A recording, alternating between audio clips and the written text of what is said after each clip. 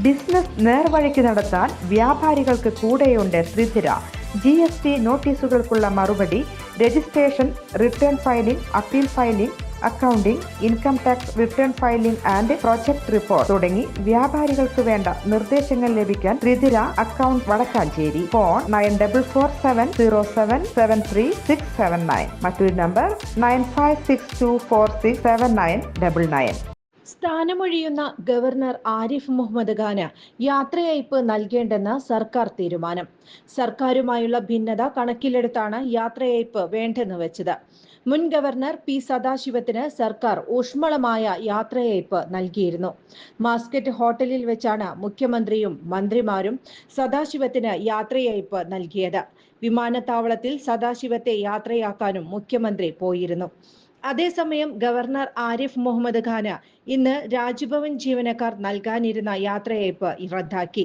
മുൻ പ്രധാനമന്ത്രി ഡോക്ടർ മൻമോഹൻ സിംഗിന്റെ നിര്യാണത്തെ തുടർന്നുള്ള ദേശീയ ദുഃഖാചരണം കണക്കിലെടുത്താണ് യാത്രയയപ്പ് ചടങ്ങ് ഒഴിവാക്കിയത്. മറ്റന്നാൾ ആരിഫ് മുഹമ്മദ് ഖാൻ കേരളം വിടുന്നത് കണക്കിലെടുത്താണ് നാളെ യാത്രയയപ്പ് ക്രമീകരിച്ചത്. ഇന്ന് വൈകിട്ട് 4:30 യാത്രയയപ്പ് നൽകാനായിരുന്നു തീരുമാനം. ഞായറാഴ്ച ആരിഫ് മുഹമ്മദ് ഖാൻ കേരളത്തിൽ നിന്ന് മടങ്ങും. ഞായറാഴ്ച ഉച്ചയ്ക്ക് 12 മണിക്ക് കൊച്ചി വഴിയാണ് മടക്കം.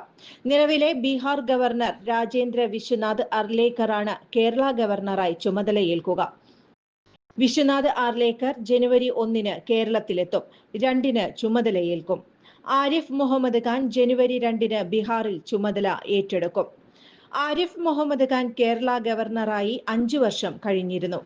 2024 സെപ്റ്റംബർ 5 ആരിഫ് മുഹമ്മദ് ഖാൻ കേരള രാജ്ഭവനിൽ 5 കൊല്ലം പൂർത്തിയാക്കിയത്. സംഭവബഹുലമായ 5 വർഷത്തിന് ശേഷമാണ് ആരിഫ് മുഹമ്മദ് ഖാൻ കേരളം വിടുന്നത്. ഗോവ സ്വദേശിയായ രാജേന്ദ്ര വിശ്വനാഥ് ആർലേക്കർ നേരത്തെ ഹിമാചൽ പ്രദേശ് ഗവർണറായും ഗോവയിൽ വനം പരിസ്ഥിതി മന്ത്രിയായും സേവനമനുഷ്ഠിച്ചിട്ടുണ്ട്. കൂടുതൽ വാർത്തകൾക്ക് ഞങ്ങളുടെ ചാനൽ സബ്സ്ക്രൈബ് ചെയ്യുക. ഫേസ്ബുക്ക് ഫോളോ അപ്പ് ചെയ്യുക. വാർത്തകൾ വേഗത്തിലറിയാൻ എനി ടൈം ന്യൂസ്.